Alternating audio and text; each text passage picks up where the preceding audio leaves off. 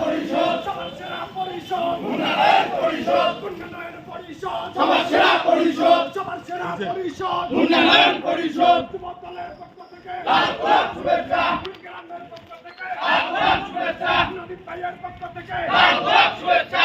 চাচার পক্ষ থেকে লাল গোলাপ শুভেচ্ছা মুন্না ভাইয়ের আগমন শুভেচ্ছা স্বাগত মুন্না ভাইয়ের আগমন